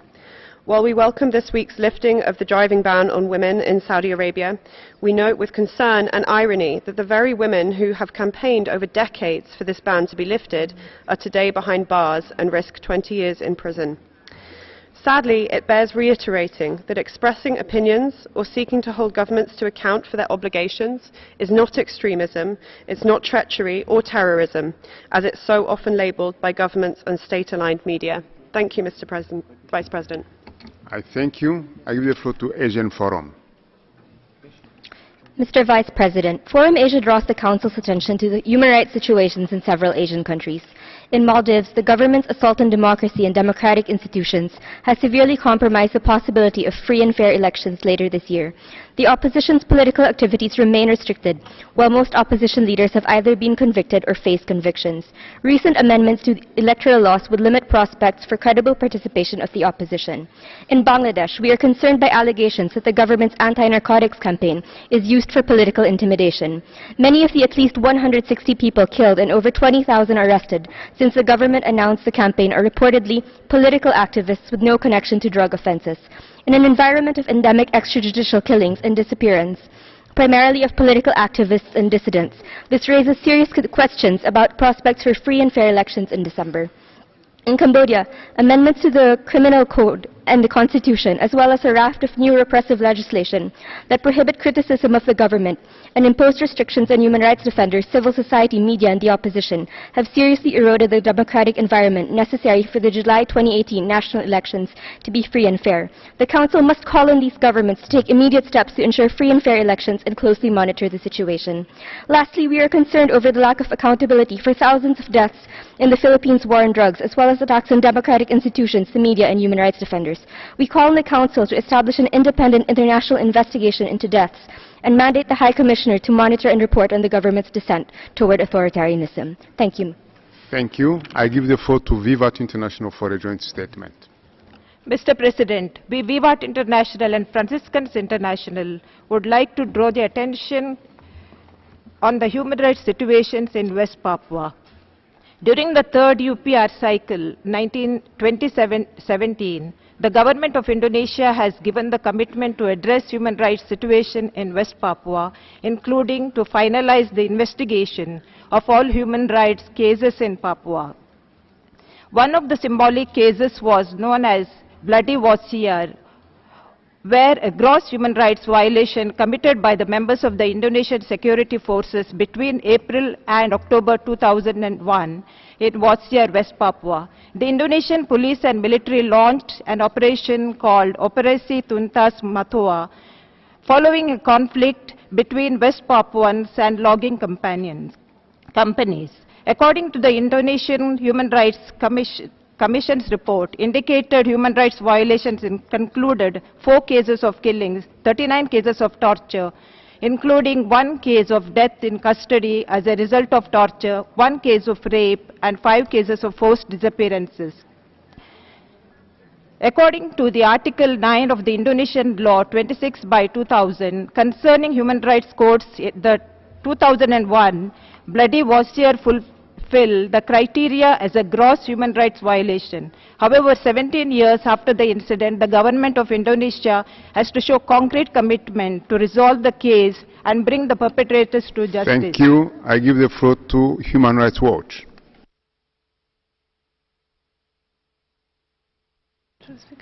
Excuse me, we give the floor instead to international lawyers. Thank you, Mr. President. We would like to draw attention to the deterioration of Iraq's institutional system since the illegal invasion and occupation of 2003, and how its consequences are still surfacing and being exposed in present times. Regarding the recent national and parliamentary elections in Iraq, we know that they brought along reports of fraud, societal confusion about the electoral results, and acts of intimidation for voters. We remark that the election process in Iraq has been hindered not only by technical shortfalls and political interference, but also by inconsistent results of the electronic machines, the necessity to go through a manual recount of votes, and the annulation of the ballots casted by the displaced Iraqis and citizens living abroad. In this regard, we urge this Council to ensure that the State of Iraq guarantees a fair and transparent outcome for the electoral process while respecting the will of its citizens and the correct fulfillment of their civil and political rights. We also urge this Council to ensure that those found responsible for rigging election results in Iraq are duly processed.